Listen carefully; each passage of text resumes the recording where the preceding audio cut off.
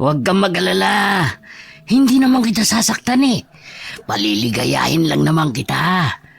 Sayang naman ang ganda mo kung hindi kita matitikman. Alam mo bang matagal na akong may gusto sa'yo? Aray! Iwan mo ako! Huwag ka nang pumalag pa. Tayong dalawa lang ang nandito. Wala na mga amo natin. Kaya wala nang istorbo. Walang iya ka! Akala ko mabait ka! Yung pala, may masama kang balak sa akin! Tumayo ka! Aray! Hindi na kita pakakawalan pa. Ako lang ang dapat na umangkin sa'yo. Iwan mo ako! Ano ba? Ha? Ano nangyari sa'yo? Bakit nagbago yung mukha mo? Isa kang aswang! Hindi ako papayag na sirain mo ang pagkababae ko! Ang dapat sa'yo ay patayin! Bitawan mo ko! Andyan ko! Walang yaka! Demonyo! Yan ang mapapagay sa katulad mong manyakis!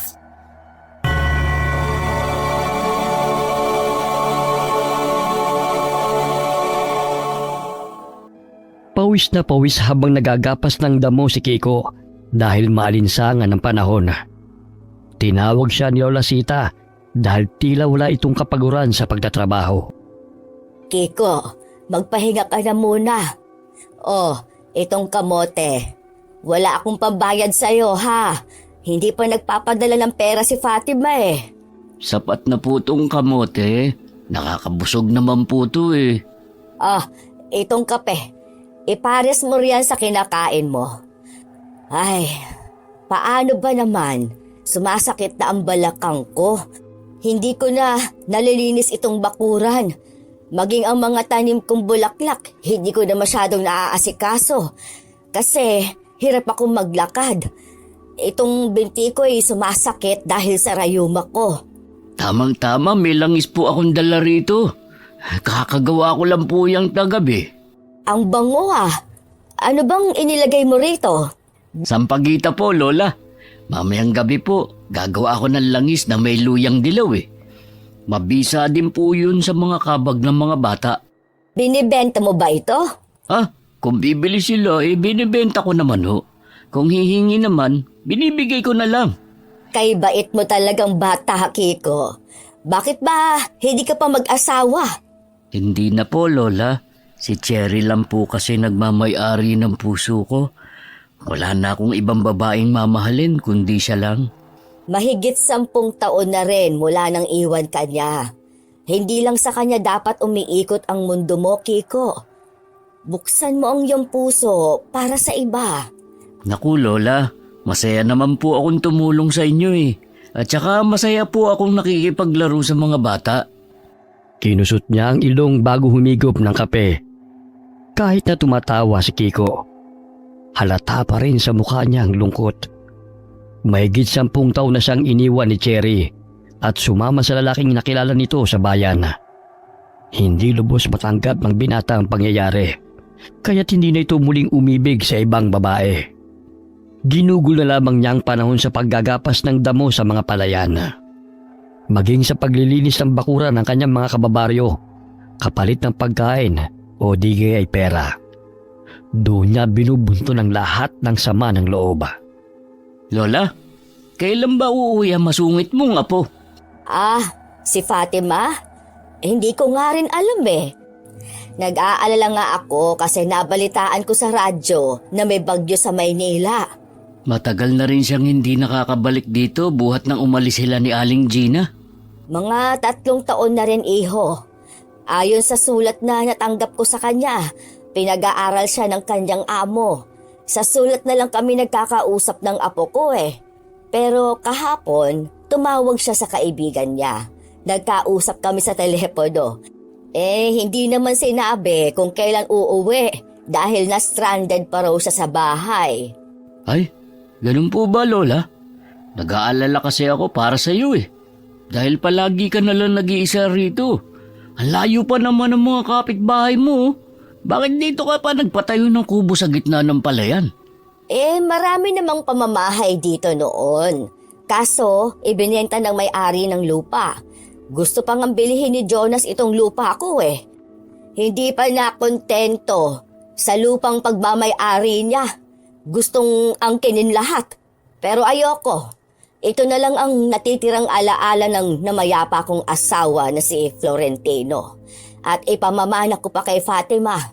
Tsaka naging kasiyahan pa ng mga bata ang pagkuha ng litrato sa kubo na to. Sabi nila, tourist spot daw dahil sa magagandang bulaklak na itinanim natin. Sige po, Lola. Uuwi na ako. Oh, salamat iho Pasensya ka na't wala akong pambayad na pera sa'yo ngayon. Oh, itong latonda na saging, dalhin mo na. Ang dami po nito, Lola. Tanggapin mo na. Marami pa sa loob ng bahay. Mag-isang nakatayo ang bahay ni Lola Sita sa gitna ng palayan. Sagana sa tanim na bulaklak ang bakuran niya na siyang kinagigiliwan ng mga taga-baryo. Mabait si Lola Sita sa mga tao, kaya't malapit ang loob ng mga ito sa kanya. Maging si Kiko na kilalang sintu-sintu sa kanilang baryo. Nakakasalubong ng binata si Maribel sa daan at inis na naman itong nakatingin sa kanya. Oh, anong tinitingin-tingin mo Lumayo ka nga. Suplada, kung gusto mong wala kang makasalubong na tao sa daan, pagpagawa ka na sariling daan mo. Ang baho! Baka nakalimutan mong malapit yung ilong mo sa iyong bibig. Sariling amoy mo yan. Abnormal! Pangit! Tawang-tawa pa si Kiko na itinaas ang kamay at akmang inilapit ang kilikili nito kay Maribel. Ngunit tumakbo ang dalaga sa takot sa gagawin sa kanya ng lalaki. Kala niya, papaamoy ko talaga sa kanya kilikili ko. Medyo amoy suka rin pala. Isang araw pa nga lang ako hindi nakakaligo Ay, sandali. Si Mang Anthony yun Tutulungan ko siya sa pagbubuhat ng palay para naman bigyan niya ako ng bigas mamaya. Mang Anthony, tutulungan ko na po kayo riyan. Sige, iyo. Dalhin mo na lang sa kamalig ang mga palay na ito. Mamaya magrereklamo ka na naman na sumasakit ang balakang mo Ganyan talaga kapag tumatanda na. Isa ka naman bagaling. At dami mong dalang saging Bigay po to ni Lola Sita. Hapunan ko po to mamaya. Doon ka na sa bahay maghapunan. Nagluto ng tinola si Elsie. Sumubay ka na sa amin. Talaga ho?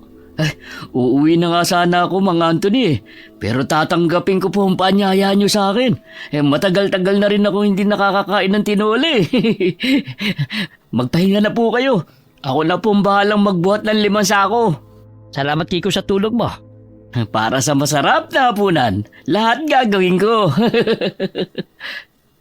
Hindi ininda ni Kiko ang ilang ulit na pabalik-balik sa palayan patungo sa kamalig. Naging katuwang na sana mga magsasaka sa baryo na hindi naniningil ng bayad. Ay, salamat, natapos din. Oh, halika na. Alam kong gutom ka na Ay, oo nga hoy. Naririnig ko na ang pag-alburuto ng tiyan ko. 2 lamang kami ngayon sa bahay. Umalis ang mga anak kong patungong bayan Bukas pa ang uwi ng mga yon dahil magde-deliver ng bigas. Pwede po bang damihan ko ang kain ko? Ilang araw na kasi kong kamote at saging ang kinakain Parang kinakabag na ako. Oo ba? Ilang kaldero bang kanin ang mauubos po? Baka 2 pinggan lang po. Pero kung may bigas kayong sobra, pwede niyo naman akong bigyan. Kung meron lang po. O sige, bibigyan kita mamaya. Basta bukas tulungan mo ulit ako sa palayan Marami-rami pa kasi ang aanihin Oo ba? Basta libre kain. Wala akong problema. Lumipas ang mga araw matapos ang bagyo sa Maynila. Nagulat si Lola Sita sa biglaang pagdating ng kanyang apong si Fatima. Nagsasaing siya ng araw na yun at buong akala nito'y si Kiko ang pumasok ng kubo. Fatima? Apo? Ay, bakit hindi ka tumawag na uuwi ka na? Hindi man lang ako nakapaghanda. Sana pinag-ihaw kita ng manok na paborito mo. Ayos lang po, Lola. Huwag na ho kayong mag-alala pa. Dumaan po ako sa palengke at bumili ng kakailanganin natin. Kumusta ka na, Apo? Miss na kita. Ayos lang po ako, Lola. Gumanda ka pang lalo roon sa Maynila. Pero yung palibot na mga mata mo ay nangingitim na oh. Sandali at aayusin ko lang ang kwarto mo. Sa gayon makapagpahinga ka na. Ako na hula. Huwag na kayong mag-abala pa. Malinis naman ang kwarto. Lalagyan ko na lang naman ng mga pundaang unan. Kumusta kayo ng bumagyo? Ang mga amo mo? Ayos lang naman ako, Lola. Doon lang ako sa ikalawang palapag ng bahay ng 1 linggo hanggang humupa ang baha. Yung mga amo ko, mag-aanim na buwan akong patay, Lola. Hindi ko na po pinaalam sa inyo sa sulat. Pangiting tumango si Lola. Batid nitong pagod ang apo sa biyahe galing Maynila. Ngunit may napansin siyang kakaiba kay Fatima na tila matalim na ito kung makatingin. Ngunit sadyang iniiwas sa kanya ang paningin. Marami pa sanang itatanong si Lola sa apo, ngunit hinayaan niya na muna itong matulog. At siya'y nagpatuloy sa pagluluto sa kusina. Ang dami niyang pinamili. May bangus pa rito. Natitiyak kong na-miss niya ang sinigang na lutong bukid. Lola, magandang umaga po. Kiko, ikaw pala. Ay, ang daming gulay at karne ah. Ano po ba okasyon? Hinaan mo yung boses mo. Nagpapahinga si Fatima. Dumating na ang aking apo. Aba, ang daming pagkain. Gusto niyo bang tulungan ko na kayo sa pagluluto? Hindi pa naman dumadating si Mang Anthony sa palayan eh. Sige. Yang mga gulay, hiwain mo na lang para makapagluto na ako ng isda. Basta Lola, yung parting buntot ng bangus ang sa akin ah. Dahil sa kakulitan at ingay ni Kiko, nagising si Fatima at lumabas ng kwarto. Tumungo ito sa kusina at salubong ang kilay na napatingin sa kanya. Oh, ikaw na ba yan, Fatima? Oho. Hanggang ngayon, madaldal ka pa rin, Manong Kiko. Aba, mas lalo kang pumuti, Fatima. Parang hindi ka na nasisikatan ng araw ah. Dahil ang putla mo na oh. Gusto ko pa sanang matulog eh. Pero ang lakas ng boses niyo, Manong. Ay, pasensya na, Fatima. Tinakpan pa nito ang sariling bibig upang tumahimik. Bumalik ng kwarto ang dalaga at muling nagpahinga. Lola, ang putla niya. Wala bang araw sa Maynila? Aba, meron. Kaso nga lang, hindi siya masyadong lumalabas ng bahay dahil nag-aalaga sa mag-asawang matanda. Ganun pala. Lola, masarap ba yung biskwit na yan na nasa malaking lata? Sige, kumuha ka. Tikman mo kung masarap. Ay, ngayon lang ako makakakain nito. Ang astig dahil sa lata nakalagay. Tila batang binuksan ni Kiko ang lata ng biskwit at agad na kumuha. Ilang sandali nagpaalam na ito kay Lola matapos na magbaon nun sa kanyang bulsa. Natatanaw ko na si Mang Anthony. Salamat sa biskwit, Lola. Aalis na ho ako. Dahan-dahan lang. Mamaya madulas ka sa hagdan. Pumunta ka na lang dito at ipagtatabi kita. Basta huwag ka na lang maingay para hindi maistorbo ang tulog ni Fatima. Alam mo namang pagod yun sa biyahe. Tumango ito at agad na tinungo ang kinaroroonan ni Mang Anthony. Hinihingal pa ito na masayang inalok ang matanda ng dala nitong pagkain. Oh, ay akala ko inauna ka na rito sa palayan. Bakit ngayon ka labang? Dumaan pa kasi ako sa kubo ni Lola Sita eh. Gusto niyo ba ng biskwit? Ang dami nito oh. Sa'yo na yan. Itago mo para pang merienda ka mamaya. Dumating kasi yung apo niyang si Fatima. Kaya ang daming pagkain ni Lola at binigay niya to sa akin. Binigay o hiningi mo? Hiningi. Pero pareho rin naman yun eh. Siya, mag-umpisa na tayo mag-ani. Mamaya tanghaliin pa tayo eh. Susunod na lamang rito ang mga anak ko. May inaasikaso pa kasi sila eh. Sige ho. Tila walang kapaguran sa pag-aani ng palay si Kiko habang kumakain ng biskwit. Hanggang sa hindi nito namalayan na naubos na niyang maisubo ang huling piraso ng biskwit. Ay, wala nang natira. Yung pa naman na nagpapalakas sa akin. Oh, Kiko, may problema ba? Wala ho. Hinahanap ko kasi mga biskwit baka nalaglag sa paligid. Baka nalaglag dyan sa bibig mo. Magpatuloy ka na sa pagtatrabaho. Mamaya bibili tayo ng tinapay. Talaga ho? Gusto ko yun. Muling nagningning ang mga mata niya nang marinig ang sinabi ng matanda. Muli siyang napahinto sa pag-aani ng palaya nang mapadaan ng mga binatang nakapustura na hinatid ng tricycle. May mga dayo na naman. Sandali lang mga Anthony ha. Tatanungin ko muna ang mga lalaking yun kung nakita ba nila si Cherry. Hoy! Ikaw! Bumalik ka rito! Ay nako! Umiral na naman ang pagkasinto-sinto ng lalaking yun. Lahat na lamang ng taong pumupunta rito. Eh akala niya kakilala ng kanyang dating nobya.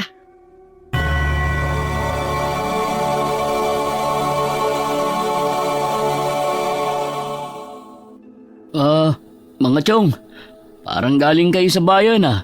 Baka naman nakita o nakasalubong niyo si Cherry, yung kasintahan ko. Alam niyo ba kung saan siya nakatira? Manong, wala ho kaming kakilalang Cherry eh. Tsaka mga bakasyonista lang ho kami. May litrato niya ako rito. Ito, baka nakasalubong niyo siya. Yung taong sinamahan niya kasi dati, katulad ding manamit sa inyo eh. Kinuha pa nito ang lumang litrato ng dating nobya sa bulsa at ipinakita sa mga binata.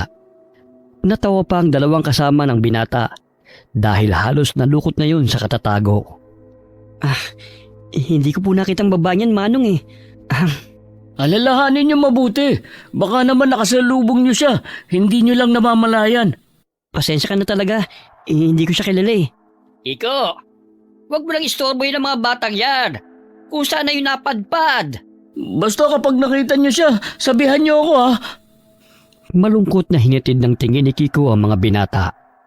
Pigo na naman siyang matagpuan muli si Cherry. Oh, bumalik na tayo sa trabaho. Hindi lahat ng mga bakasyonista ay kilala yung si Cherry.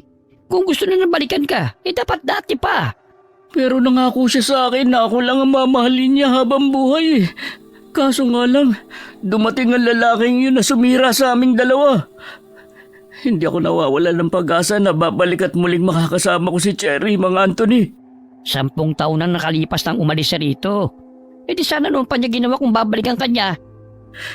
1 buwan na lang bago kami ikasal. Bakit ba kasi dumating pa ang lalaking yun?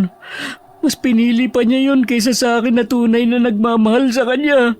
Yan ang kasabihan na pinagtagpo, pero di tinadhana. Oh, huwag ka nang umiyak. Baka mamaya umulan pa't hindi na tayo makatapos sa pag-aani. Pinahid niya ang mga luha na namumuo sa kanyang mga mata at dali-daling bumalik ng palayana. Doon niya binunto ng lungkot at muling nanumbalik sa kanyang alaala nang iwan siya ng babaeng kanyang iniibig. Nagulat si Mang Anthony nang bigla itong pumalahaw at naglupasay sa palayana. Oh, Kiko! Ano naman bang nangyari sa'yo? Nalipasan ka na naman ba ng gutom? Ay nako, ikaw talaga. Atakihin pa ako sa puso sa ginagawa mong yan eh. Mga Anthony, hindi ko talaga matanggap na iniwan na ako ni Cherry. Hindi ko na alam kung saan ko siya hanapin. Lintik na lalaking yun. Bakit ayaw niyang ibalik ang mahal ko? Tumayo ka na nga riyan. Mananghalian na tayo. Parating na si Warren. May dala ng pagkain. Ha? Pagkain? Sige ho. Tama-tama. Gutom na ako. Basta pagkain, ang bilis mo talaga. Parang walang nangyari ah. Natawa na lamang si Mang Anthony dahil bumangon ito kaagad at pinahid ang mga luha.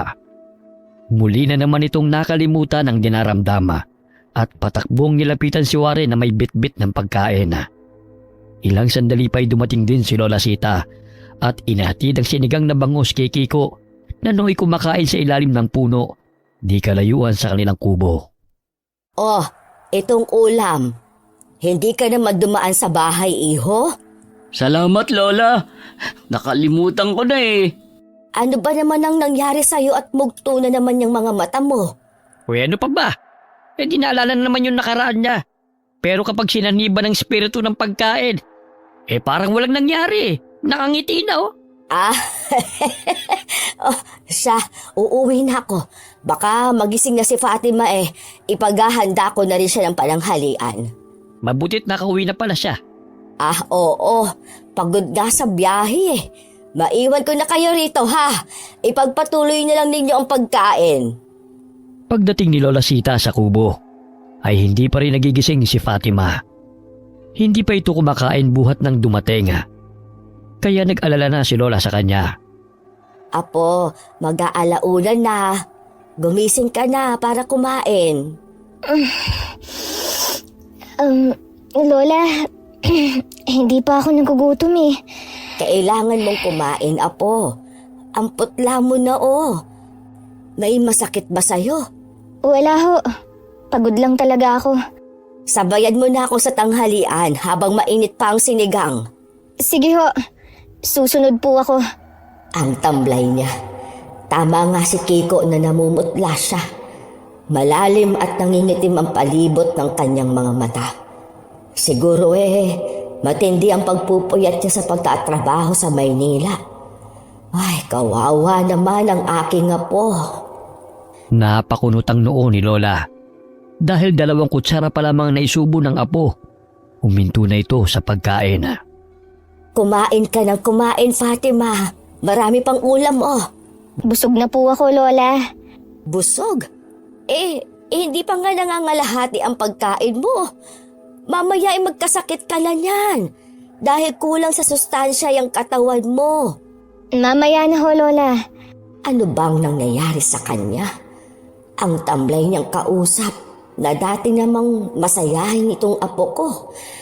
Napapansin kong madalas siyang natutulala. May gusto ka bang sabihin, Apo? Kung may problema ka, handa akong makinig. Wala ho. Medyo nanibago lang po ulit ako rito. Sumapit ang dilim. Hindi mapakali si Fatima sa kanyang hinihigaan nang makaramdam siya ng paghilab ng kanyang tiyan. Dumiretso siya sa kusina upang kumain. Ngunit hindi yun ang hanap ng kanyang sikmura. Hindi ko na talaga mapigilan ng uhaw at gutom ko. Kailangan kong maghanap ng pagkain na siyang bubusog sa akin. Tulog na si Lola, kaya't maaari akong lumabas. Dahan-dahan siyang bumaba ng hagdan at naghanap ng pwedeng kainin sa paligid. Tumingala siya sa bilog at maliwanag na buwan. Naramdaman ni Fatima ang pag-init ng kanyang mga kalamnan, lalo na ang pagtuyot ng kanyang lalamunan. Ayun, may manok! Kailangan kong habulin yun para may makain ako. Hinabol niya ito patungo sa palayan hanggang sa kanyang nahuli. Agad niya itong sinunggaban at sarap na sinipsip at ninamnam ang laman at dugo nito. Hindi niya namalayan na nagising si Lola Sita at sinundan siya nito. Ang sarap! Kaya madalas ang paghingi ng mga amo ko noon ng sariwang dugo. Ganito pala to kasarap. Fatima? Apo? Lola, bakit ka narito? Anong nangyayari sa'yo? Bakit sinunggaban mo yung manok? Hindi yan ang pagkain natin. Buhay pa yan, Apo. Lola, may sasabihin ako sa'yo. Dahil sa pagkabigla sa nasaksihan ni Lola Sita, napahawak siya sa kanyang dibdib at tila nahihirapan sa paghinga. Kaya't dali-dali siyang nilapitan ni Fatima at natataran pa kung ano ang gagawin. Sa pagkakataong yun ay may mga bahid ng dugo ang kanyang mga damit. Lola! Pakiusap! Huwag mo akong iwan! Sandali! Hihingi po ako ng tulong! Isa ka ng... Lola, patawad po! Hindi ko po ito ginusto! Pero nangyari na! At wala na akong magagawa pa! Dali-dali siyang nagtungo sa bahay habang buhat si Lola Sita. Nagpalit pa siya ng damit bago humingi ng tulong sa kanyang mga kababaryo. Ngunit napansin niyang lupaypay na si Lola at hindi na humihinga. Lola, sorry. Hindi ko sinasadyang abutan mo ako ng ganun. Sandali lang po. Hihingi ako ng tulong kay Mang Anthony. Tumakbo ang dalaga patungo sa bahay ng matandang lalaki.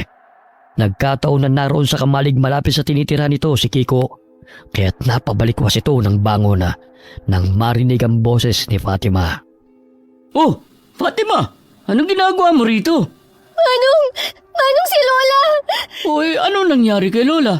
Hindi na po siya humihinga. Tulungan niyo akong madala siya sa ospital. Ano? Ay bakit naman? Napagod na ba siyang huminga? Hindi. Inatake yata sa puso eh. Mang Anthony, tulong! Si Lola napagod na huminga! Ano pala? Inatake sa puso! Nagising ang matanda nang marinig ang ingay ni Kiko at Fatima sa labas ng bahay nito. Nang malaman kung ano nangyari, ay dali-dali silang tumungo sa kubo ni Lola Sita at dinala ito sa pinakamalapit na ospital sa bayan, sakay ng tricycle. Ngunit hindi na naagapan si Lola at nawala na ito ng buhay. Kahapon lang, ang lakas-lakas pa ni Lola. Parang nagja-jogging pa nga na maghatid ng ulam sa amin. Ano ba ginawa mo kay Lola at inatake sa puso? Wala naman. Nadatnan ko lang siya sa kusina na nakahandusay. Hindi nila pwedeng malaman ang totoong nangyari. Papatayin nila ako kapag nalaman nila. Oh, bakit ganyan ka nalang kung makatingin sa akin? May muta ba ako sa mata? Ha? Wala. Ikaw, Fatima, nahalata ako ng matalim ka makatingin ha. May kinikim-kim ka bang galit sa akin? Yung biskwit, humingi ako kay Lola ha. Baka sabihin mo, kumukuha na lang ako ng walang paalam. Ha? Ay, wala namang problema yun eh. Oh, paano na yun? Wala na si Lola. Sino na ang kakain ng natira? Masisira lang yun kapag hindi kinain. Sa'yo na lang yun. Hindi naman ako mahilig sa biskwit eh. Talaga? Hindi ka galit? Napabuntong hiningang tumango ang dalaga. Ilang sandali pa'y dumating si Mang Anthony at ibinalita na dadalhin na ang bangkay ni Lola sa morgue. Nakukonsensya si Fatima sapagkat siya ang sanhi ng sinapit ni Lola. Lola, sorry. Hindi ko po sinasadya. Kasalanan ko ang lahat ng ito. Ang lakas pa ni Sita nung huli kami nagkausap eh. Hindi ko sukat akalain na biglaan ng kanyang pagkamatay. Wala nga siyang maintenance sa gamot katulad ko eh. Rayuma lang naman ang alam kong sakit ni Lola eh. Hindi natin hawak ang ating buhay, Kiko. Kung oras na natin, ay wala na tayong magagawa. Nahahawakan ba yun? Napapailing na lamang si Mang Anthony dahil wala na naman sa tamang pag-iisip si Kiko. Tahimik na umiiyak si Fatima at lihim na sinisisi ang sarili sa pagpanaw ni Lola Sita. Isang linggong binurol si Lola sa kubo na tinitirhan nito sa gitna ng palayan. Maraming nalungkot sa pagpanaw ni Lola. May dalang malas yang si Fatima. Akalain nyo, namatay si Lola Sita nang umuwi siya rito. Huwag ka magsalita ng ganyan, Maribel. Walang sino man na may gustong mamatayan. Ikaw na babae ka? Nakikikape ka na nga lang dito. Ang dami mo pa sinasabi. Masama talaga ugali mo kahit kailan. Nandito ka na naman? Mamaya umalis ang mga taong nakikiramay dahil sa itsura mo. Mukha kang taong grasa. Ikaw umalis dito. Dahil imbis na makiramay ka, pinipintasan mo pa si Fatima. Akin na nga yung kape at biskwit. Sira ulo ka talaga. Tama na nga yung bangayan yung dalawa. Nandito tayo para damahin sa pagdadalamhati si Fatima. Hindi yung mag-aaway kayo rito. Yung babaeng yan kasi, Mang Anthony, nakakainis. Mas nakakabwisit ka. Akala mo kagandahan. Mukha namang tipaklong. Tama na yan, Kiko. Padabog na umalis si Maribel dahil sa pagkayamot kay Kiko. Napadaan ito sa tindahan kung saan naroon ang mga bakasyonistang binata. Kaya't nagpapansin na naman ito. Alam nyo, ilang araw ko na kayong nakikita rito sa baryo. kumusta naman ang pamamalagi niyo rito? Ako pala si Maribel. Ako si Ben. Ito yung mga kaibigan ko, sina Danny, Ryu, and Ken. Ikaw ang pamangkin ni Aling Lilet? Ang gwapo mo naman. Oo. Baka gusto ninyong mamasyal. Bukas ipapasyal ko kayo rito sa baryo. Okay lang naman eh. Kasama naman namin yung mga pinsan ko. Huwag ka na mag-abala pa. Wala naman akong gagawin bukas eh. Sumang-ayon na lamang ang mga binata sa pagpupumilit ng babae. Kinabukasan ay namasyal sila malapit sa ilog. Ngunit bago sila makarating doon, ay nadaanan nila ang kubo sa gitna ng palayan. May namatay pala rito? Oo, si Lola Sita. Palibasa, may dalang malas ang apo niya. Yun siguro yung babae madalas kong nakikita nakadungo sa bintana tuwing gabi. Mukhang mabait naman yun Oh, halina kayo! Napakunot ang noo ni Maribela nang mapansing dumungaw sa bintana si Fatima at nakita sila nito. Tila na magnet ang paningin ng binata sa dalaga, kaya't hinila ito ni Maribel. Tara na! Malamig ang tubig sa ilog, kaya't masarap maligo. Ngayon ko lang nasilayan ang mukha niya ng umaga. Madalas kasi tuwing gabi ko siya nakikita.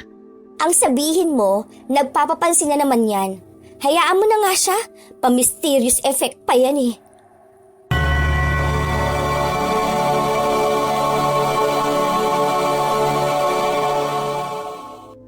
Fatima, siguro may gusto ka na sa lalaking yun, ano? Kala mo siguro hindi kita napansin. Ganyan din ako kung tignan ni Cherry noon eh. Anong pinagsasasabi mo? Unang beses ko silang nakita rito sa baryo. Kaya't bago sila sa paningin ko.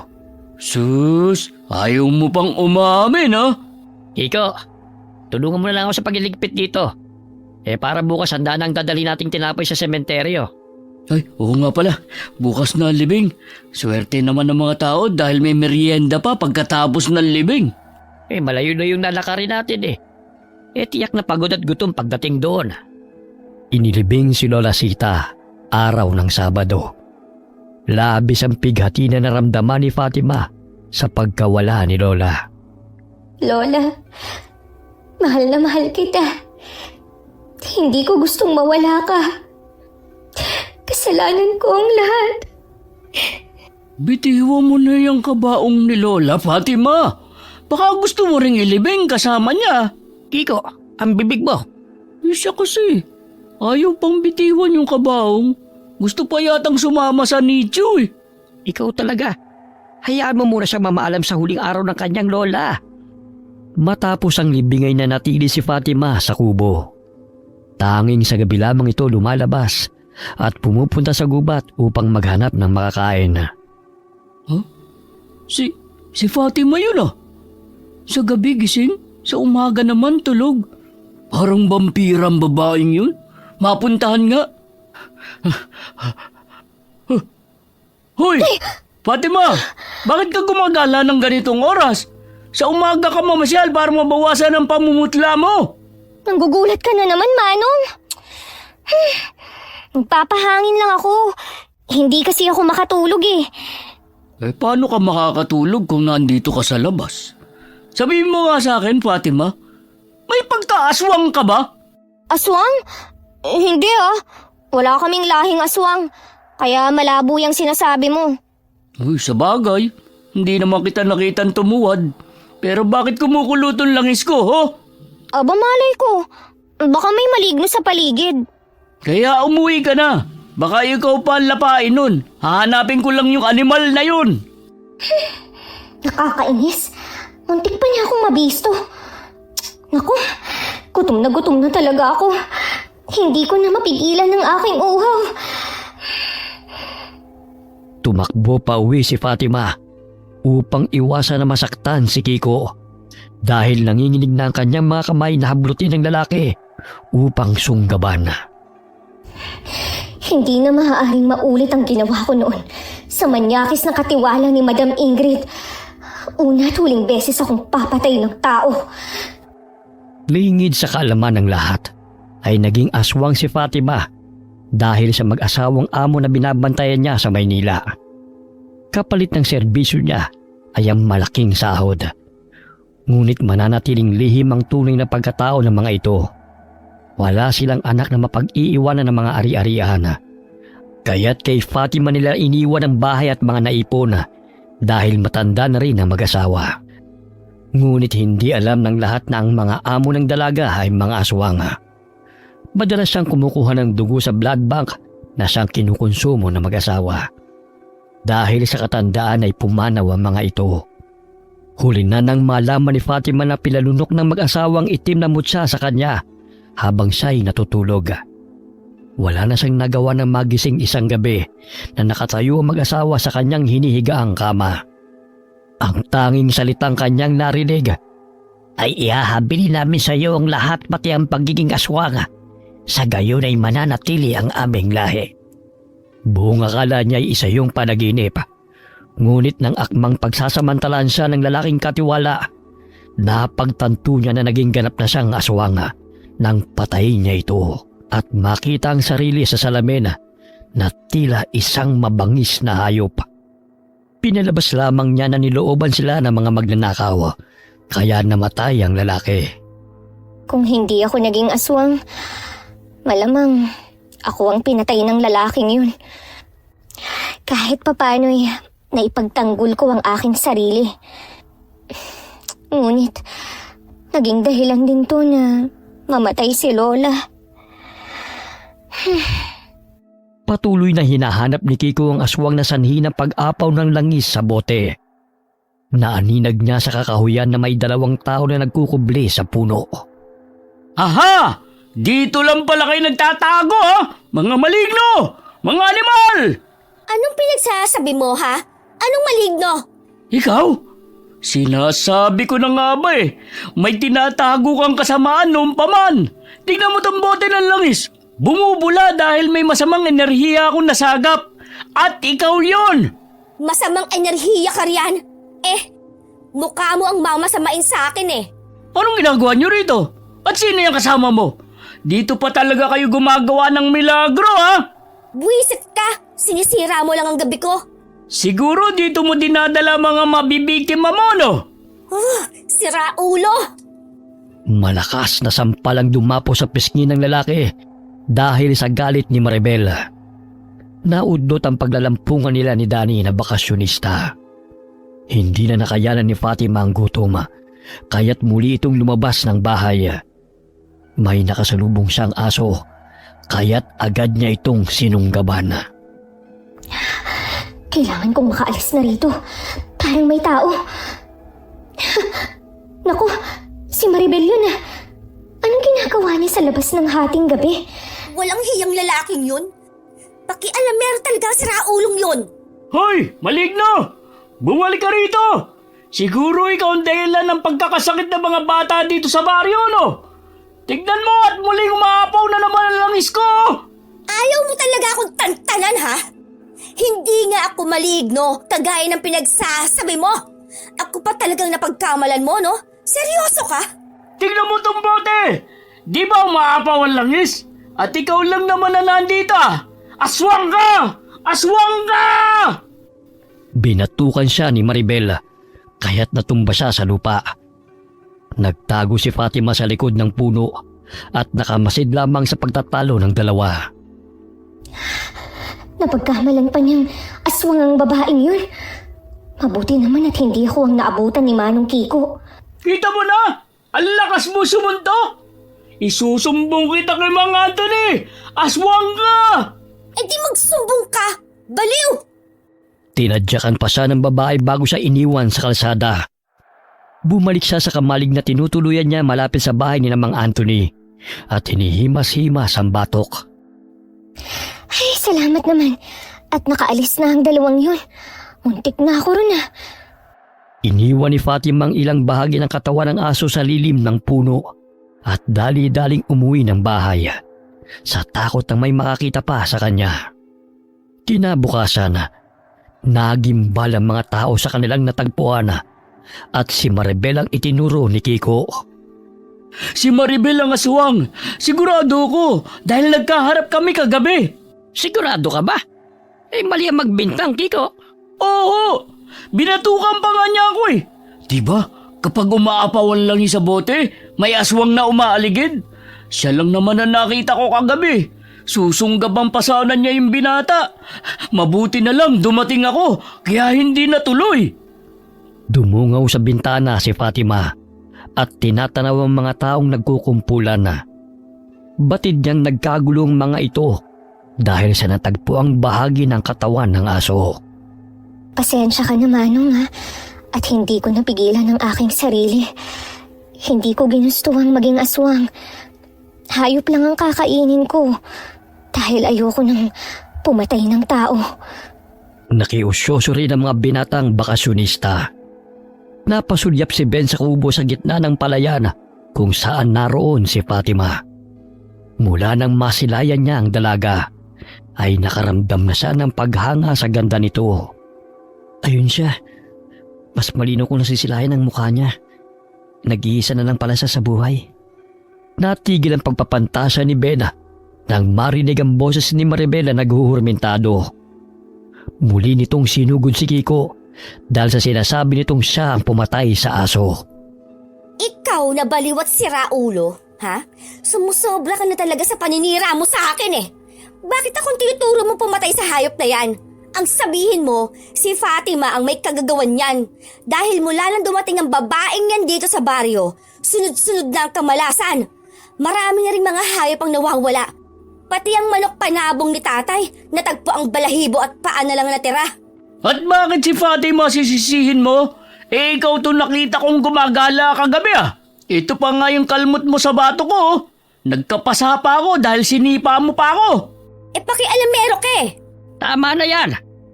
Sa barangay na lamang kayo magpaliwanag. Nagkakasakitan na naman kayo.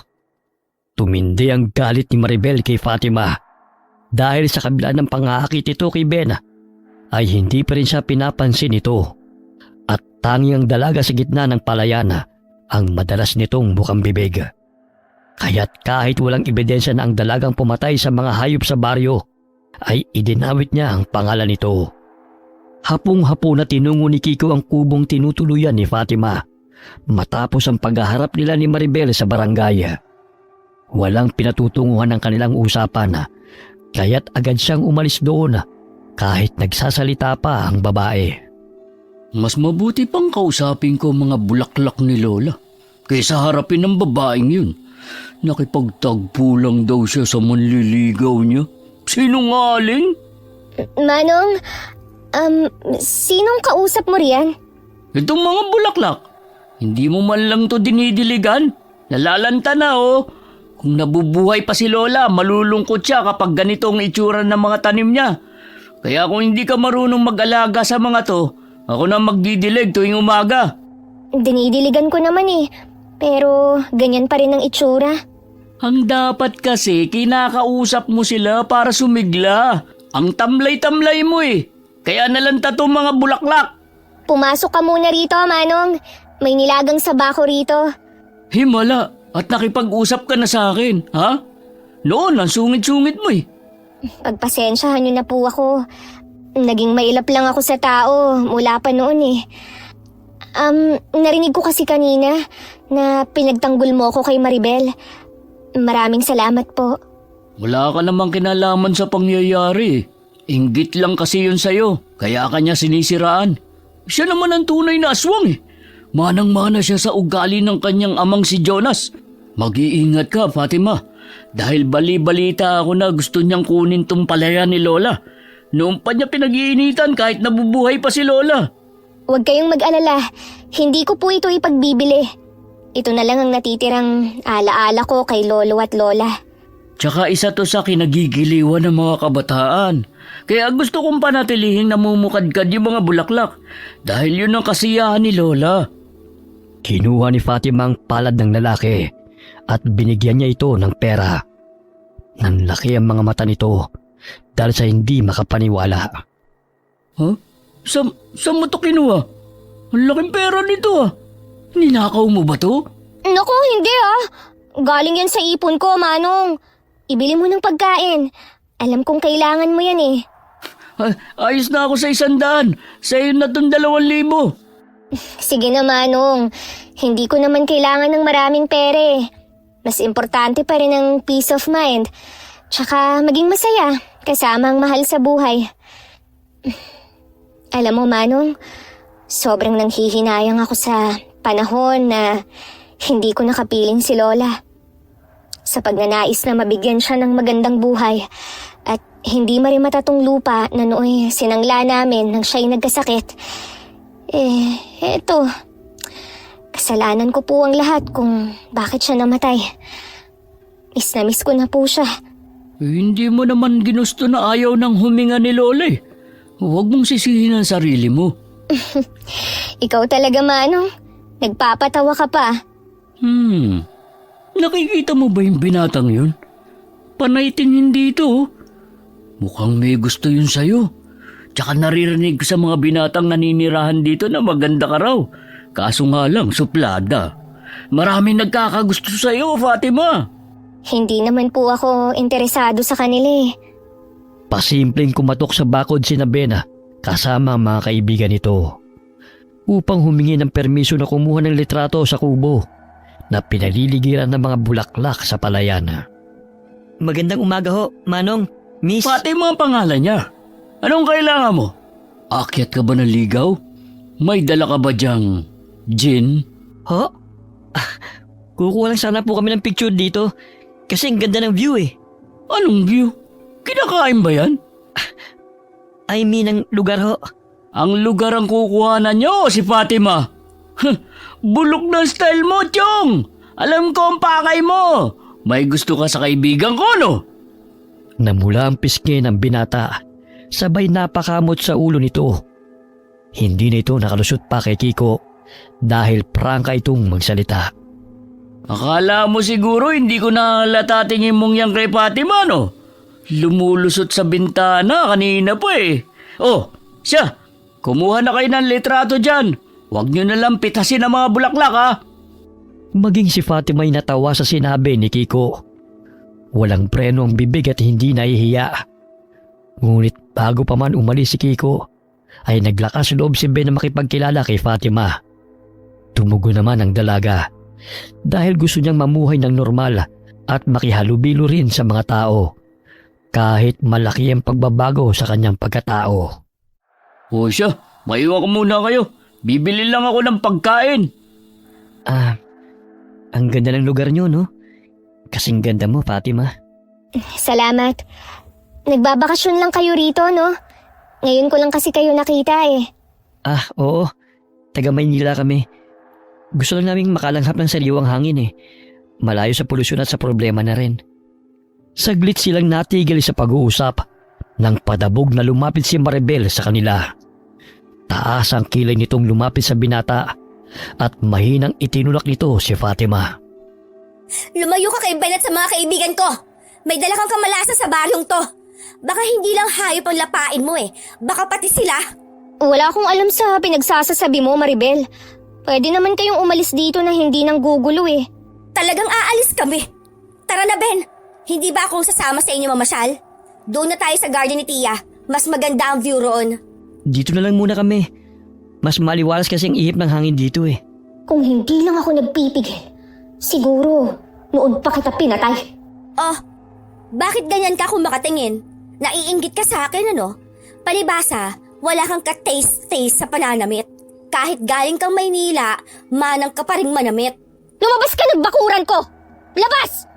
Bago ko pa pagbuhuli ng dila mong yan! Umalis ka na lang, Maribel. Nakakaya kay Fatima. Dahil ako nakiusap na pumunta rito eh. Huwag ka na mag-iskandalo. Binangga pa nito si Fatima nang lumabas ng bakuran. Ngunit umuusal ang dalaga ng mga kataga sa kanyang isipan. Dahilan para madapa ito sa kalsada. Nakakasalubog na naman ito si Kiko na may daladalang pagkain. Aray! Ang sakit ng paa ko. Hoy, Maribel! Siraulo ka rin, ano? Lumalangoy ka ng walang tubig. Che, pareho lang kayo ng babaeng yun.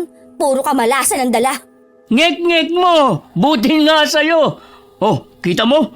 Muli na namang umapaw ang langis sa bulsa ko! Aswang ka talaga, Maribel! Kinuha nito ang langis sa bulsa at ibinuhos sa ulo ng babae. Kaya't muling nagwala si Maribel. Inusalan pa siya ni Kiko ng orasyon na animoy tinataboy ang masasamang espiritu. Bitiwan mo nga ang ulo ko! Walang hiya ka, talagang baliw ka! Ginawa mo pa akong suman sa baho ng langis. Tumayo ka na dyan! Walang tutulong sa'yo dahil napakasalbahe mo! Manong, tulungan mo na siya.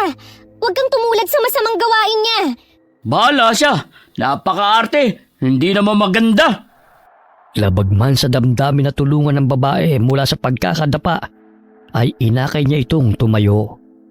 Dumikit ang ilong ni Maribel sa kilikili ni Kiko, dahilan na masinghot ito ang maasim na amoy ng lalaki.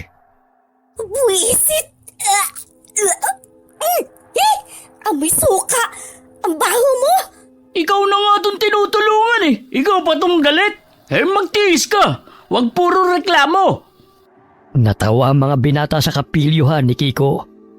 Maging si Fatima ay hindi nakapagpigil ng tawa. Umalis ka na at huwag nang manggulo pa. Bago ko pa ipasingot sa iyo yung kabilang kilikili ko. Mas maasim pa to kaysa sa isa. Sa laula ka! May araw ka rin! Mangyak-ngyak itong umuwi ng bahay at nagsumbong sa ama nitong si Mang Jonas. Kaya't gano'n na lamang ang pagkayamot ng lalaki dahil akala nito'y inapi ang kanyang anak. Ayon na rin sa kwento sa kanya ni Maribel. Tay, hindi ako papayag na api-apihin ng Fatima na yan. Lalo na lang si Raulong Kiko na yon. Sinisiraan ako sa mga tao na aswang daw ako. Gumawa ka ng paraan para maapalaya sa mga buwisit na yun sa baryo na to. Sumapit ang gabi. Napabalikwas ng bangon si Fatima nang may marinig na mga yabag sa paligid. Sumilip siya sa bintana at naninag niyang papalapit ang dalawang tao sa kubo. Ano kaya ang gagawin nila rito? Hindi si Manong Kiko yun. Sino kaya ang mga to? Bago pa nila ako masaktan, uunahan ko na sila. Kinuha ni Fatima ang tungkod ng bintana at handa ng suguri ng mga lalaking gustong pumasok sa kubo. Pilit na binubuksan ng mga ito ang pintuan hanggang sa masira ang siradura. Nabuksan ko na. Halugugin mo ang bawat sulok. Sinabi rin ni boss na hanapin ang titulo ng lupa eh. Bukod sa takutin ng babaeng yan. Akala niyo siguro, may iisahan niyo ako ha? Etong sayo! Ang iyong ko! Aray! Ang sakit! Hindi ako papayag! Naguluhin niyo ang buhay ko! Naging agresibo si Fatima ng gabing yun. Unti-unting nagbago ang kanyang anyo bilang aswang. Madilim, kaya't hindi napansin ng dalawang lalaki ang kanyang kulubot na muka. Sino kayo? Anong bakay niyo sa akin? Aray! Ang ilong ko! Tama na yung paghampas! Papasagin ko ang bungo mo! Kung hindi mo sasabihin kung sino ka! Kinagat ng aswang na si Fatima ang balikat nito dahilan na pumalahaw ito ng ubod lakas. Nakatakip ang mga mukha ng dalawang lalaki ng itim na tela, kaya't hindi sila nakilala ng dalagang aswang. Dinaganan niya ang lalaki at nagpagulong-gulong sila sa hagdan. Hahatawin pa sana ng isang kasama nito si Fatima ng itak, ngunit mahagap siyang nakailag at sumampas sa likod nito at bahagyang lumayo. Pinagbabato niya ang mga ito ng flower pot, kaya't kumaripas ng takbo palayo ang dalawa. Lintek! Ang lakas niya! Parang hindi pangkaraniwang babae. Hindi mababayaran ng pera ang nabasag kong ilong. Kulang pa sa pagpapagamot ko ah! Nagkataon na napadaan si Mang Anthony sa kubo. Nang mapansin siya ng dalaga, ay agad itong bumalik sa normal na itsura. Oh, iha. Narinig ko may kaguluhan dito. Ano ba nangyari? Sinugod ako ng dalawang tao, Mang Anthony. Hindi ko alam kung anong kailangan nila. Nasaktan ka ba? Konting galos lang ho. Pero okay lang po ako. Naglipa na talaga ang masasamang loob. Eto ka na muna sa bahay. Para naman magamot yung galos mo. Huwag niyo na po akong alalahanin pa. Isa pa, alam kong nasaktan ko ang mga lalaking yun. Akala niya siguro, matatakot ako sa kanila. Sasamahan ka na lang namin dito. Ayos lang po talaga ako. Sanay naman po ako sa mga ganyang senaryo eh. Sa Maynila nga, madalas Kalaban ko mga magnanakaw. Kahit na. Pasasamahan na kita kay Kiko. Sa baba ng kubo na lamang siya matutulog. Mahirap nang mag-isa ka. Hindi magkamayaw sa sakit ng ilong at buong katawan ng mga lalaking nakalaban ni Fatima. May mga bukol din itong natamo nang matamaan ng flower pot ang kanilang ulo. Ang sakit ng sugat ko. Hindi pa rin tumitigil ang pagdurugo ng ilong ko. Oh, ano nangyari sa inyong dalawa? Bakit ganyan ang itsura nyo? Ang sabi mo, takutin namin yung babae. Pero kami pa tong bugbog sarado. Ibigay mo na sa akin yung bayad ko. Dahil ayoko na. Baka sa susunod matuluyan na ako ng babaeng yun. Mga lampa! Oh, eto na! Mga palpak! Bigo si Maribel sa kanyang plano na takutin si Fatima upang kusang umalis sa baryo. Sa gayon ay maaangkin na rin nila ang lupa na kinatitirikan ng kubo at palayan na pagmamay-ari ni Lola Sita.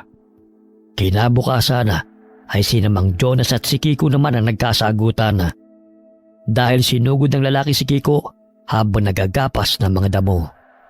Ano ba ang problema mo, Mang Jonas? Hoy, ikaw! Bakit mo pinagkakalat na aswang ang anak ko? Paninirang puring ginagawa mo Gusto mong ipakulong kita? Di pakulong mo. Akala mo siguro natatakot ako sa'yo, no? Totoo namang aswang yung anak mo Bakit gumagala sa 10 oras ng gabi? Tanungin mo pa siya. Wala ka pa rin karapatan na siraan siya. Siya nga, sinabihan niya akong siraulo Nagreklamo ba ako? Hindi naman Susuntukin sana siya ng lalaki. Ngunit sinangga ni Fatima ang kamao ni Mang Jonas. Hinay-hinay sa pananakit, Mang Jonas. Baka nakakalimutan yung wala sa tamang pag-iisip yung si Manong Kiko. Baka ikaw pa ang makulong sa ginagawa niyong yan. Isa ka pa. Mula nang dumating ka rito, nagkandaletse-letse na ang baryo. Bakit hindi ka lang umalis at bumalik ng Maynila? Tumahimik na lamang si Fatima at matalim na tinitigan ng lalaki. Napaatras ito at tila natakot nang mapansin na baliktad ang replika nito sa mata ng dalaga. Kinurap-kurap nitong muli ang mga mata at naging maayos ang replika niya. Halika na, Manong. Huwag mo na ho siyang pansinin. Mag-ama nga sila. Mga walang hiya. Kala niya siguro nakalimutan ko utang niya sa akin. Nakalain mo, nilinis ko yung palayan niya noong nakaraang buwan. Hindi man lang ako pinakain at binayaran. Sobrang kuripot. Noong 1 linggo, kinausap niya akong ibenta ko na raw sa kanya ang lupa ni Lola. Huwag kang pumayag. Ano siya, sinuswerte? Sa daana, nakasalubong nila ang binatang si Bena at kinausap nito ang dalaga. Muli na namang nagngit-ngit sa galit si Maribel dahil hindi na siya pinapansin ng binata. Hindi ako papayag na mapunta ka kay Fatima. Di hamak na mas maganda naman ako kesa sa kanya. Inagabihan na. Mahimbing na natutulog si Kiko sa papag sa labas ng kubo nang biglang takpan ng lalaki ang kanyang ulo gamit ang sako. Ganun na lamang ang pagpupamiglas niya dahil hindi siya makahinga. Akala mo siguro maangasan mo ko, ha? Hindi ako makahinga. Lahat ng kumakalaban sa akin ay dinidispatch ako. Naisipan ni Fatima na lumabas ng kubo upang magpahangin. Narinig niya ang habol hininga ni Kiko. Pagbukas niya ng pinto ay tumambad sa kanyang paningin ng mga taong nagpapahirap sa kaibigan. Hindi na niya napigilan ang sarili, kaya't hinilan niya ang lalaking sumasakal kay Kiko. Tinanggal rin niya ang sakong nakatakip sa ulo nito. Manong Kiko, buhay ka pa ba? Hindi ako makahinga. Sino ba naglagay na sako sa ulo ko? Aba! May pagkapusa rin ang buhay ng baliw na ito Lumayas na lamang kayo sa balyong ito kung gusto niyo pang mabuhay. At sino ka para palayasin kami rito? Akala mo siguro, hindi kita nakikilala, no? Kahit nakatakip yung mukha mo, naaamoy ko pa rin ang sama ng budhi mo! Pinagtulungan ng dalawang lalaki si Fatima at tinakpan ang bibig nito upang hindi makalikha ng ingay. Maging si Kiko'y pilit na dinala ng mga ito sa kasukalan kung saan malayo sa mga kabahayan. Saan niyo kami dadalhin? Ano ba ang kasalanan namin sa inyo? Bakit ganito na lang ang pananakit at paggugulo niyo sa amin ni Manong ibigay mo sa akin ang titulo ng lupa. Matagal na akong nakikiusap sa'yo, pero hindi mo pa rin magawa. Kung ayaw mo ng matinong usapan, dadaanin lang natin sa dahas. Sakim! Malawak na lupain mo! Tapos aangkinin mo pa ang lupa na pagmamayari ni Lola? Dahil gusto mong ipitin ang mga magsasaka sa doble-dobleng renta ng lupa. Samantalang si Lola, mura lang ang upa sa kanya. Wala kasing utak yang sisite. Puro awa ang pinapairal, kaya hindi umaasenso. Ang sabihin mo, napakasama mong tao. Hirap na nga mga magsasaka, mas pinapahirapan mo pa lalo. Ayaw mo talagang tumahimik, ha? Inilapit ni Mang Jonas ang patalim sa bibig ni Kiko at akmang puputulin nito ang dila ng lalaki. Nanlaki ang mga mata ni Fatima at hindi na napigilan ang galit. Bigla siyang naging aswang at itinulak si Mang Jonas palayo kay Kiko. Kinaladkad niya ito patungo sa gitna ng gubat. Makasarili ka! Akala mo siguro, hindi kita lalabanan ha? Pwes, dahil ginagalit mo ako, ibibigay ko sa'yo ang gusto mong laban! Anong nangyari sa mukha mo? Bakit parang naging hayop? Totoo ang sinabi sa akin na ikaw ang pumapatay ng mga hayop dito sa baryo. Mas mainam ng mga hayop ang kinakain ko. Baka gusto mong tikman ko yung lamang loob mo sa unang pagkakataon.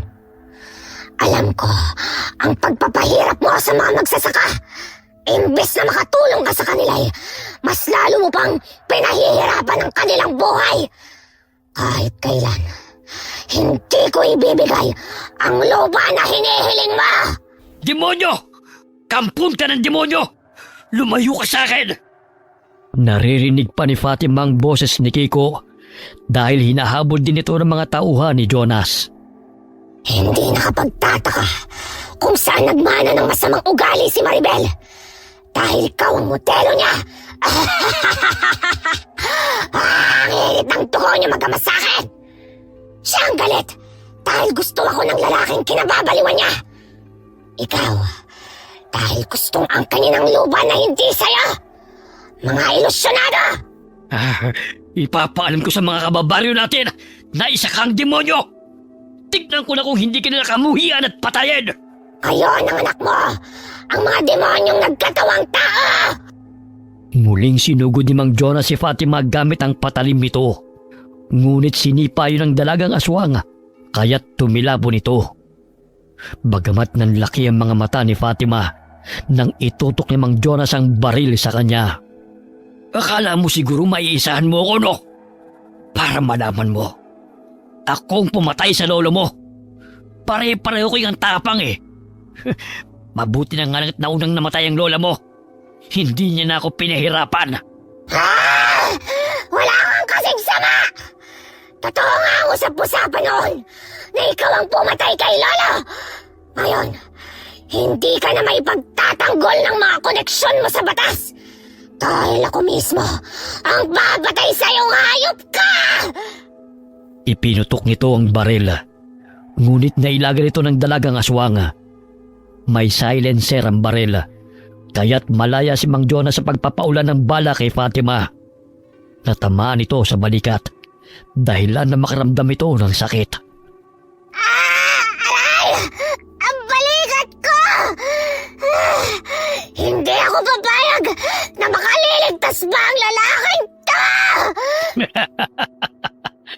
Isa kang lampa! Magkita-kita na kayong maglola sa kabilang buhay! Buwisit ka! Buong lakas na tumalon si Fatima patungo sa lalaki. Kaya't bago pa nito maiputok ang baril ay tinabig na yun ang aswang at pinagkakalmot siya nito sa muka. Aray! Hindi kita uurungan! Hindi ko hahayaan na marami ka pang masasaktan! Sasaktan ka Tanggalin mo nito! yung mga kuko mo! Nag-uumpisa pa lang ako eh! Ang Alam mo ba ang sakit! paghihirap ni Lola nung mamatay si Lolo? Ikaw ang dahilan ng paghihinagpis niya! Aray! Tumutulo pa ang laway ni Fatima at nagbabagang mga matang nakatitig sa lalaki. Hanggang sa halukay nito ang laman loob ni Mang Jonas at ikalat sa lupa. Natatakam man siya, ngunit hindi niya magawang kainin yun dahil ipinangako niyang hindi siya kakain ng laman ng tao. Ito ang nababagay sa'yo! Walang iya ka! Mas masahol ka pa sa aswang na kagaya ko! Ikaw ang tunay na salot! Fatima? Aswang ka? Pinatay mo si Mang Jonas? Manong, hindi ako masamang aswang! Hindi ko ginustong magkaganito! Biktima lang din ako! Papalapit na ang mga tauhan niya. Magtago ka. Mahirap na malaman nila na isa kang aswang. Mas manganganib ang buhay mo. Halika na, Manong! Tumakas na tayo! Mauna ka na, Fatima. Susunod ako. Siguruhin mo lang na walang makakakita sa'yo at linisin mo yung katawan mo. Sinunod ni Fatima ang sinabi ni Kiko. Kumaripas ito ng takbo palayo at pumunta sa ilog upang maglinis ng katawan.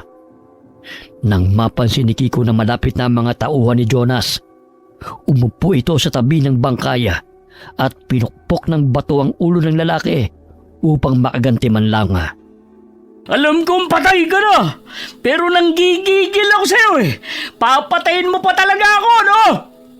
Tumakbo siya sa lungat sa direksyon kung saan tumungo si Fatima upang hindi ito masundan ng mga kalalakihan. Ginawa niya yun upang hindi si Fatima ang paghinalaan na pumatay kay Mang Jonas.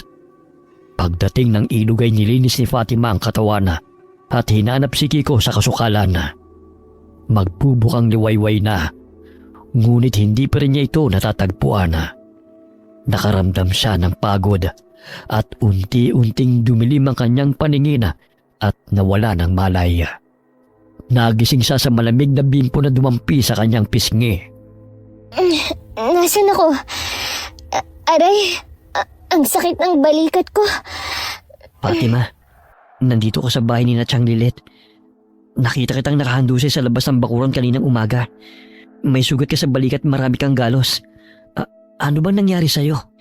May mga taong sumugod sa amin ni Manong Kiko sa kubo. Mabuti na lang at nakatakas ako. Si Manong, nakita niyo ba siya? Hindi. Pinaghahanap nga siya ng mga tao eh. Dahil may nakapagsumbong na pinatay niya si Mang Jonas. Ano? Bakit siya pa ang pinaghahanap? Kami nga itong muntikan na nilang patayin eh. Mabuti na nga lang at nakatakas ako. Sigurado akong maging ako pinaghahanap na ng mga yun. Nandito si Mang Anthony.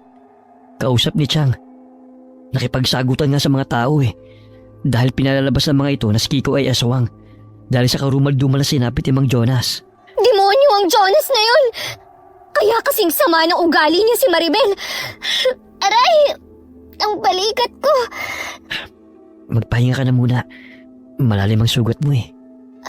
Sino palang nagpalit ng damit ko? Si Tia Lilet. Napangiti si Bena nang makita na bahagyang namula ang pisngi ng dalaga. Sa pag-aakala na ang binata nagbihis sa kanya. Sana naman nakaligtas si Manong Kiko. Nasaan na kaya siya? Kumusta ng pakiramdam mo, Fatima?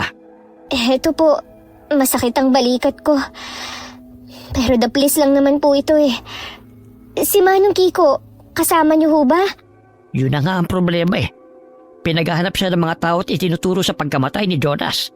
At sinasabi pa nila na aswang si Kiko. Dahil hindi pangkaraniwang pagpatayan nangyari. Pero sinugod nila kami sa bahay. Sila ang may kasalanan at hindi si Manong Kiko.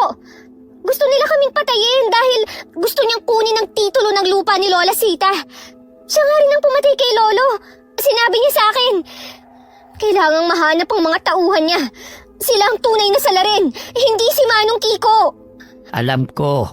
Pero malakas ang koneksyon ni Jonas sa mga kapulisan. Dahil mataas na opisyal na pulis ang kapatid doon. Malabong paniwalaan nila ang testimonya mo. Maghahanap tayo ng ebidensya upang hindi madiin si Kiko sa kaso. Kalaban niya mga otoridad maging ang mga tao rito sa baryo na sinasabing aswang siya. Kaya pinaalis ako ni Manong dahil siya ang umako ng ginawa ko. Sana nasa maayos siyang kalagayan. Hahanapin ko siya at papanagutin ko ang lahat ng taong gustong pumatay sa amin. Dumito ka na lang muna. para may makasama ka hanggang sa gumaling ka. Gusto kong umuwi. Doon na lang ako sa kubo magpapagaling. Tsaka, ayoko ring madamay pa kayo eh. Ang ikinatatakot ni Fatima ay kung makita siya ng mga ito na nagbabago ng anyo bilang aswang. Sa kubo ay malaya siyang nakakagalaw, anuman ang kanyang naisin. Wala nang nagawa si Mang Anthony at Ben, kundi ang ihatid siya sa kubo na tinutuluyan nito. Nasa lubong nila ang mga kapulisan na siyang nag-iimbestiga sa pagkamatay ni Jonas. Maging si Maribel at ang ina nito ay naroon. Hulihin niyo ang babaeng yan! Kasabwat siya ng Kiko na yun na pumatay sa aking ama! Bakit, Maribel? Nandun ka ba sa pinangyarihan ng krimen? Kaya nasabi mo yan? Ang iyong amang lumusob sa kubo ko para saktan kami ni Manong Kiko. Nakikita mo ba tong sugat ko? Siya ang may kagagawa nito. Kaya kung huhulihin niyo man ako, mga sir, sana maging patas kayo sa pag-iimbestiga. Hindi yung magiging one-sided kayo. Dahil lang sa kilala niyo ang pamilya nila. Ilang beses na akong nag-report sa bayan tungkol sa umaaligid na tao sa kubo na tinitirhan ko. Oh, may ginawa ba kayo, ha? Diba wala? Kung namatay man niyang si Mang Jonas, deserve niya yon. Siguro, nilapa siya ng mababangis na hayop sa gubat nung tumatakas siya. Kaya bakit sa amin yun ni Manong Kiko isisisi ang lahat? Sumama kayo sa kubo nang malaman niyo ang panggugulo at pananakit nila sa amin. Ang sabihin mo, ikaw ang hayop na tinutukoy mo! Simula na tumuntong ka sa baryo, marami nang nagaganap na hindi ka nais-nais! Takot ka sa resulta ng mga pinaggagawa niyo. Hindi si Manong Kiko ang may kasalanan, kundi ang iyong amang sakim. Pagbabayaran niyo ang ginawa niyo kay tatay, mabubulok ka sa kulungan! Mukha mo ang bulok! Nadatna ng mga kapulisan ang mga pisi at sako na ginamit upang patayin si Kiko. Ayon na rin sa salaysay ni Fatima. May mga bahid na mga dugo sa bakuran niya na siya nagpapatunay na sinugod nga siya ng mga taong sinasabi niya. Maging ang isang pares ng guwantes na naiwan doon ay kinuha ng mga pulis. Formal siyang nagsampa ng reklamo ukol sa pangyayari. Kaya't ang reklamo ni Maribel sa kanya na siyang sala rin sa pagpaslang kay Mang Jonas ay hindi napatunayan dahil walang matibay na ebidensya na makapagpapatunay na siya nga ang pumaslang. Bagkus siya pa ang naging biktima. Bagamat natuon pa rin ang lahat ng sisi kay Kiko. Umalis ang kapulisan, ngunit hindi pa rin matanggap ni Maribel ang nangyari sa kanyang ama. Walang hiyang babaeng yun. Hayop siya! Ako mismo papatay sa kanya. Ininigpit ni Fatima ang nagkalat na mga gamit sa kubo. Hindi pa rin naaalis sa kanyang isipan kung nasaan na si Kiko. Walang yung Maribel na yun. Ang lakas pa ng loob na sisihin kami. Samantalang ang kanyang amang sumugod dito upang patayin si Manong. Nahuli ko silang ipinasok nila sa sako ang ulo ni Manong at muntika nagputulan ng ulo. Kung namatay man niyang si Jonas, dapat lang yun sa kanya. Si Kiko nga bang pumatay kay Jonas? Hindi ho. Matamlay na sagot ni Fatima sa matanda. Hindi niya masabi ang totoo na siya ang pumatay kay Jonas. Sige na ho, Mang Anthony. Pwede niyo na ho akong iwan dito. Magpahinga na rin kayo. Ikaw talagang bata ka. Gusto mo na lang mapag-isa. Nanganganib na nga ang buhay mo, ayaw mo pa rin magpasama. Hindi naman ho sa ganun. Ayoko lang po kasing mapahamak kayo eh. Siguro, matatakot na po ang mga taong yun na bumalik dito. Hay nako, mabuti naman patay na yang si Jonas. Siya lang naman ang pasimuno ng kaguluhan dito sa baryo eh. Sa pilitan niyang inaangkin ng lupang hindi naman sa kanya. Umalis si Mang Anthony upang makapagpahinga na si Fatima. Naiwan si Ben sa kubo at ipinagluto ang dalaga. Ben, huwag ka nang mag-abala pa riyan. Kaya ko naman ang sarili ko eh. Umuwi ka na rin. Pwede bang mamaya na lang? Gusto pa kasi kitang samahan eh. Hindi ka ba nalulungkot na mag-isa ka lang dito? Hindi naman. Nasanay naman akong walang masyadong kasama bukod kay Lola. Sasamahan na muna kita. Pangako, hindi ako gagawa ng ikagagalit mo. Ben, hindi kasi ako sanay na may kasama eh. Bago magtakip silim, umuwi ka na ha. Sige na nga, itinataboy mo na ako eh. Magkasama silang kumain habang nagkukwentuhan.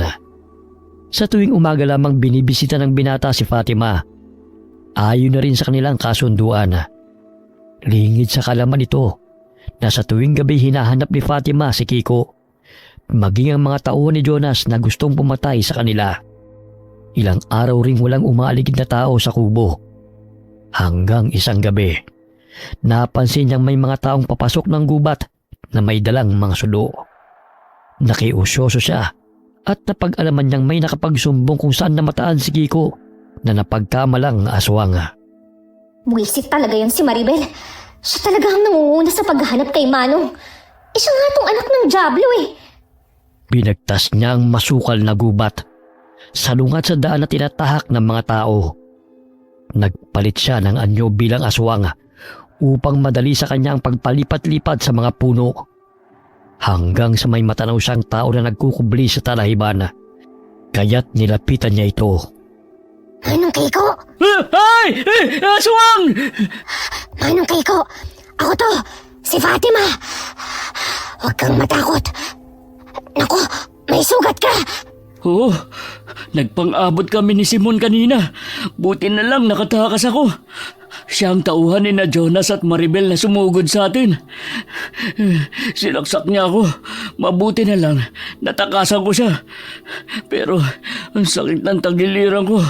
Ilalayo kita rito para hindi ka nila maabutan. Bubuhatin na kita. Kailangan nating gamutin yung sugat mo. Naubos na ang langis na dala ko.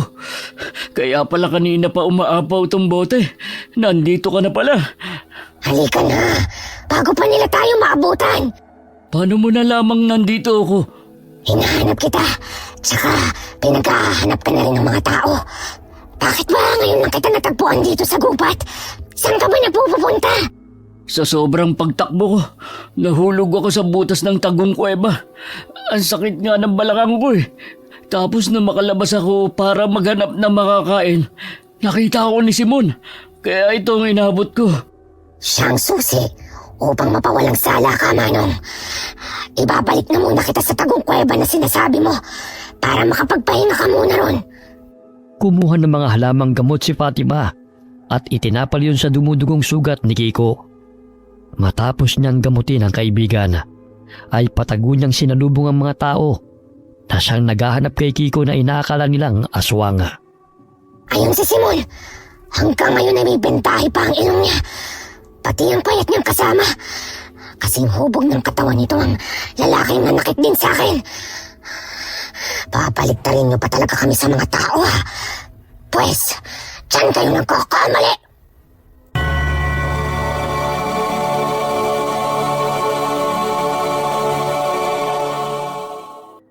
Oh, nasan ang siraulong Kiko na yon? Akala ko ba nandito siya? Nagtago lang yun. Pero natitiyak kung hindi yun nakakalayo. Dahil nasaksak ko siya. Eh bakit kasi hindi mo pa pinatay? Tatanga-tanga ka rin eh. Hinabol ko. Pero biglang nawala eh. Ang taga-baryo mismo ang papatay sa kanya.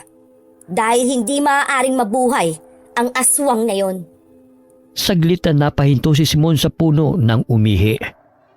Nang tumingala siya'y nandilat ang kanyang mga mata nang makita ang aswang na nakatitig sa kanya.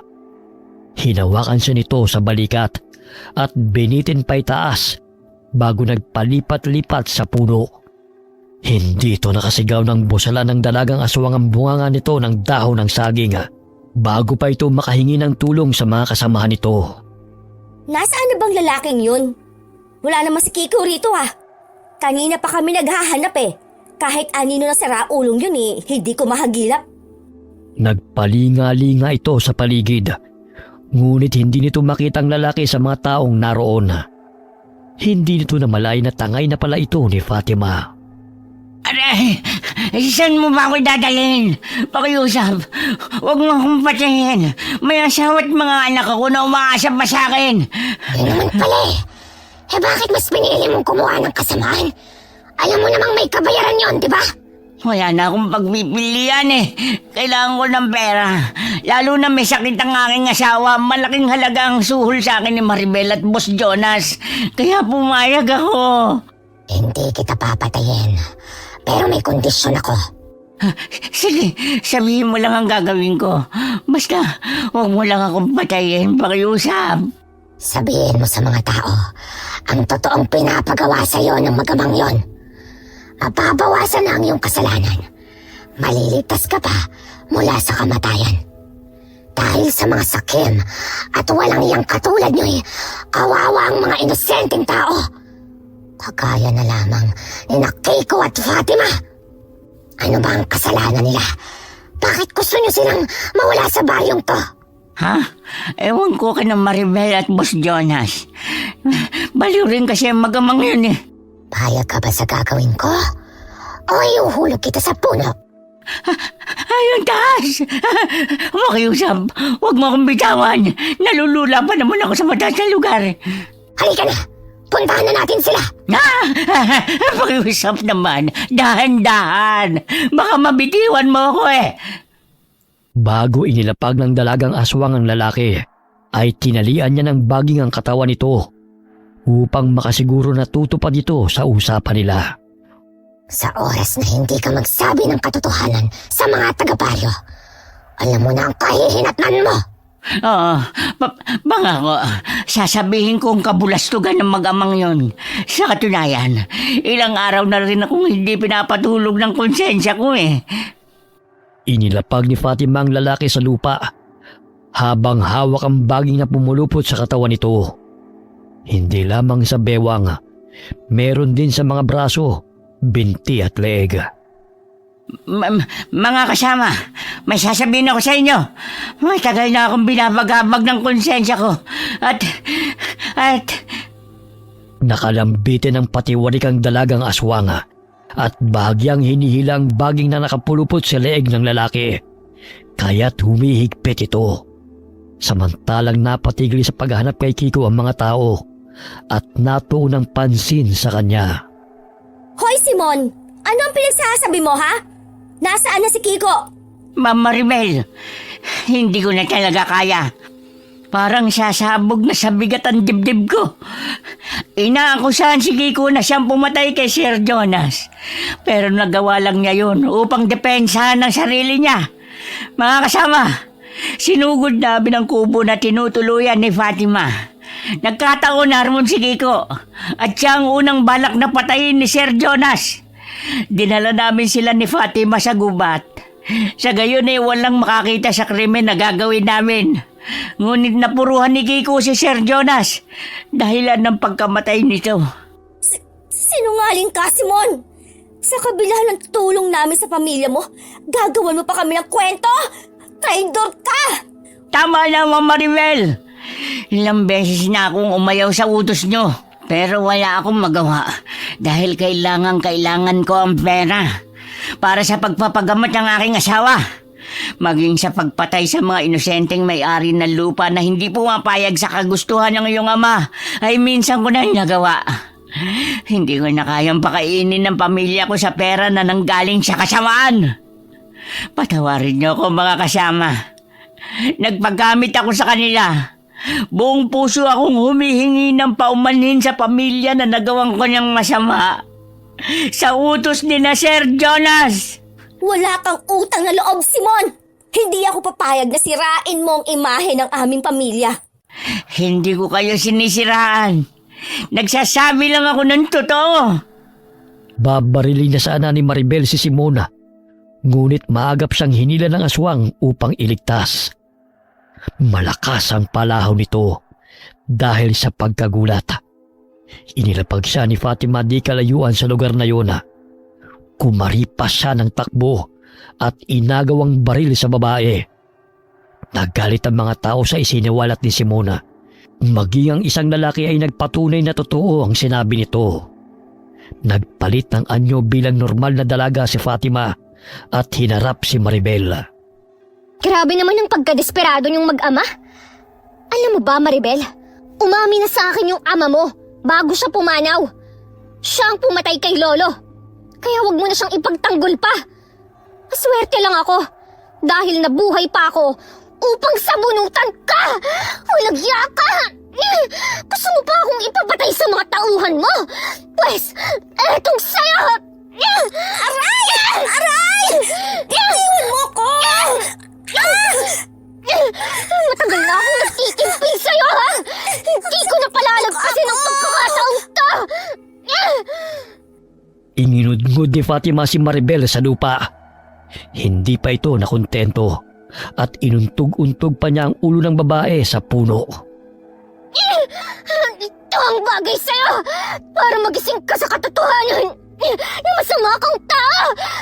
Anak ka ng demonyo! Nagmana ka talaga sa iyong ama! Aray! Tama na, Fatima! Nasasaktan ako! Kulang pa yan sa lahat ng pasakit na ibinigay mo sa amin ni Manong Kiko! Inawat sila ng mga tao at sinabing idadaan nila sa legal na paraan upang pagbayarin si Maribel sa mga kasalanan nito. Ngunit ayaw nitong makulong, kaya't kumaripas ito ng takbo palayo upang takasan ang mga taga-baryong galit sa kanya. Hindi niya namalay na bangin ang kanyang pupuntahan. Paghakbang niya'y nahulog siya at pumadaos-dos pa ilalim. May matutulis na kawayang putol, kaya't natusok siya nang bumagsak siya roon.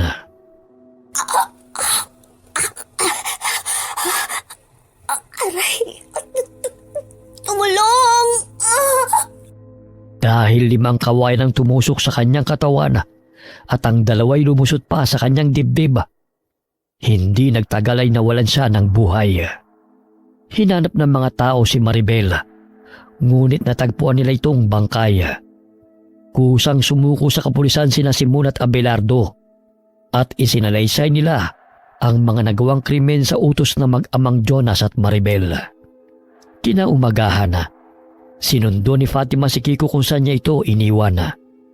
Nakaupo na ito at hinihintay ang pagbabalik ni Fatima. Manong Kiko, tara na!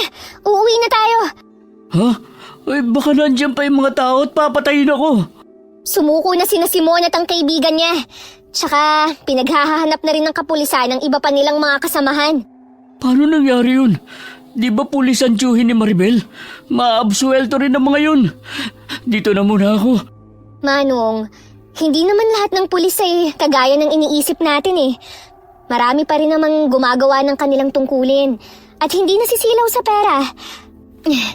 Big salute sa mga kagaya nila. Patay na rin si Maribel dahil sa kanyang pagtakas. Ay, salamat, makakalaya na tayo. Hindi na ako magtatago buong buhay ko. Inalalayang tumayo ni Fatima si Kiko. Nabalitaan ni namang Anthony at Ben ang nangyari, kaya hinanap nila ang dalaga. Natagpuan nila ang mga ito sa loob ng gubat na inaakay si Kiko. Mabuti nahanap namin kayo. Halika naman ng Kiko. Nandito ang tropa para buhatin ka. Dumating sila sa bahay ni Mang Anthony at agad na ginamot ng matanda si Kiko. Ganun na lamang ang pasasalamat nila dahil ilang beses mang pinagtangkaan ng kanilang buhay ay nanatili silang ligtas. Mang Anthony, may pagkain ba kayo rito? Ilang araw na ako hindi kumakain eh. Nananaginip na lang ako ng adobo at tinola. Pagkagising ko, puro dahon ang nasa paligid. Pinagluto ko na ni Fatima at Lilit. Maya-may kakain na tayo. Ay, salamat naman. Hindi na ba ako inaakusahan ng mga tao na aswang? Baka naman paglabas ko rito, sugurin na naman nila ako. Malinaw na sa kanila na sina Jonas at Maribel ang may kasalanan. Nagkatinginan sila ng dalaga at tikom ang bibig ni Kiko tungkol sa tunay na pagkatao ng dalaga. Nanatili ang kubo sa gitna ng palayana kung saan naninirahan si Fatima. Mas lalo pa itong gumanda dahil sa namumukadkad ng mga bulaklak sa paligid at sa loob ng bakuran na siyang dinadayo ng mga tao sa naturang lugar. Kung nabubuhay lang si Lola Sita, siguradong masayang-masaya yun kapag nakita niya yung mayabong yung mga bulaklak. Oo nga po, Manong. Maraming salamat sa lahat ng sakripisyo niyo ha. upang manatiling lihim ang tunay kong pagkatao. Malaki ang utang na loob ko sa inyo. Gusto ko rin pong sabihin na ako ang dahilan ng pagkamatay ni Lola. Hindi ko po sinasadya na makita niya akong kumakain ng laman ng aso eh. Kaya inatake siya sa puso. Matakaw ka rin pala, kagaya ko, no? Kahit kailan, hindi nagagalit si Lola sa pagiging matakaw. Kaya huwag mo na sisihin ang sarili mo sa pagkamatay niya. Maraming salamat, Manong, sa pag-intindi niyo. Magkapatid na ang turingan nilang dalawa. Nagpatayo ng kubo si Kiko sa tabi ng kubong tinutuluyan ni Fatima. Nanatili rin silang magkaibigan ni Bena sapagkat hindi pa siya handang makipagrelasyon. Lalong-lalo na, hindi pa siya handang sabihin ang tunay niyang pagkatao sa binata. Naging payapa ang pamumuhay ng mga taga-baryo at naging malapit sila sa dalaga. Ngunit lingid sa kalaman ng nakakarami nang nakatira sa kubo sa gitna ng palayan ay isang magandang dilag na isa palang mabait na aswanga. Okay, sana po nagustuhan niyo ang kwento natin ngayon. Pabati muna po tayo. Belated happy birthday kay Phoebe Ranyada. Sorry po ma'am sa late greetings ha. Shout out kay Maria Consuelo Benitez. Hi kay Elizabeth Dunca. Hi Cheryl Montino. Hi kay Giselle Arca Gatawan from Banisilan, North Cotabato, Mindanao. Hi kay Rosalie Riambonanza from Saudi Arabia. Shout out kay na Consolacion Alvarez, Julie Tapang, Mika Salvador, Cristalina Navarro from Analiza Diga. Hi kay Parida Campiao from Qatar. Hi Honey Love Sweetman from Bahrain. Shout out kay Nakafe, Dina at Yeng from Frida Chico.